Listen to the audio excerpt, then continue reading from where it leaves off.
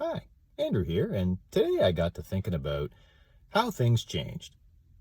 Now, I don't mean, here in the car. It's Thursday night again, and I'm sitting here again, and it's outside my kids' piano lessons again, and it's another cold, snowy Canadian night again. That hasn't changed. What has changed? The media landscape has changed. A few videos back, I referred to Dan Rather and his transparently pathetic attempt to change the outcome or to affect the outcome of the 2000 election, American presidential election, and how he was fact-checked within 24 or 48 hours by ordinary people. People who had a level of expertise or just a sharp eye for bull. And his fraudulent cover your ass memo was debunked not instantly, but very, very quickly. Fast forward a couple of decades, and the dinosaurs of the press and the dinosaurs in government have learned nothing. The meteor of the internet has hit them, and they don't even know it. They don't know they're dead. Anybody with a cell phone and an internet connection is now able to stop or to observe or to affect the outcome in almost real time. Heck, with YouTube Live or whatever live, you can do it in real time. What is this all about? Why am I thinking about this? Well, you remember yesterday I talked about, or I quoted Gandhi. First they ignore you, then they laugh at you, then they fight you, then you win.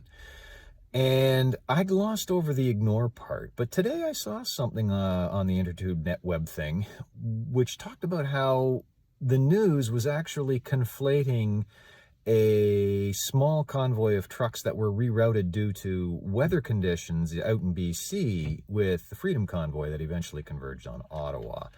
They were completely ignoring the actual event in order to make it go away, to not let it grow. And that didn't work. And then came trust funds ridicule about the sexist, misogynist, racist, whatever. And of course, that blew up.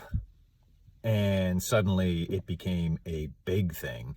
I'm sure that tyrants the world over are phoning him to thank him for the trucker convoys that have popped up in Belgium, in Germany, in Australia. There's a big one planned in the United States. They're popping up all over the place because they're seeing the pants-pissing terror that the tyrants in Ottawa are feeling. And they're seeing the effect. And I said yesterday, we're on the border of then they fight you, then you win. Then they fight you, and then you win. The Canadian leader of the official opposition, Aaron O'Toole, who came down firmly on the side of the tyrants, has been chucked out by his own caucus because his own caucus took a look around and said, this is big.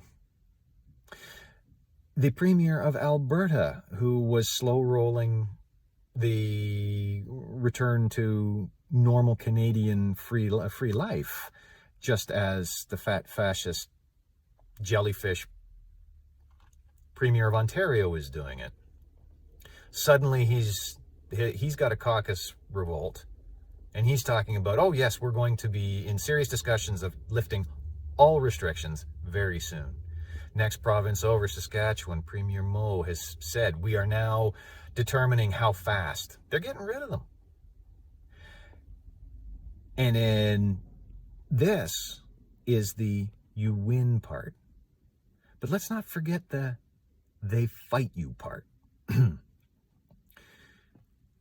Premier Kenney of Alberta called in the RCMP. They had SWAT teams and snipers. There's talk in Ottawa of bringing in the army. It's a fine Trudeau tradition when confronted with people who don't like your policies, invoke the emergency or the War Measures Act and roll the tanks down the streets. It's a fine Trudeau the father, Trudeau the son tradition, apparently.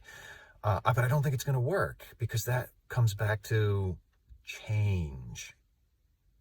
And everybody with one of these things that I'm talking into right now is taking video.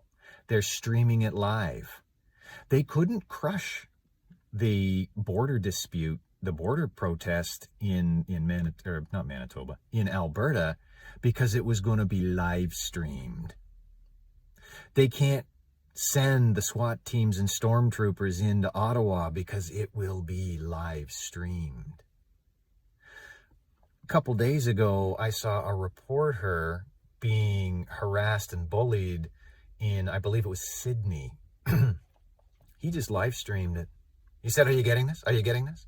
They were telling him he had to do a bunch of things that their own police department had said they did not need to do, that he as a reporter did not need to do. And he backed off 7 stormtroopers of the Sydney police with nothing more than a microphone and a camera. Times have changed. And all we need is to continue to apply the pressure. Truckers, don't give in. We will have our country back. You put Justin Trudeau into hiding. He popped his head up, he saw you, and he scurried away as fast as his little his little gopher legs could take him. They're fighting you. They're trying to take away the money that that was raised for you in your GoFundMe. They're talking about bringing in more SWAT teams and bringing in the army. I'd like to see the logistics of trying to remove several hundred heavy trucks. We don't have the capacity. We don't have the heavy move capacity to do that. The cities have tried calling in the tow trucks, and the tow truck companies, "Oh, I'm sorry, we've come down with COVID. We can't help you. This thing's big. The fight's not over." My concern was that there'd be some small thing happen, like a provincial premier out west would concede. Premier Adolf Hitler of Quebec would give up his tax on the unvaccinated, and it would just peter out because the press was ignoring it. But the big press doesn't matter anymore. Ordinary citizens with cell phones are doing their job and doing it better. We're well past the hump point. And the protests have broken from, it's just 2 biggies, one on the Alberta border with Montana, I believe, and Ottawa, and now small ones are popping up all across the country. Keep up the pressure.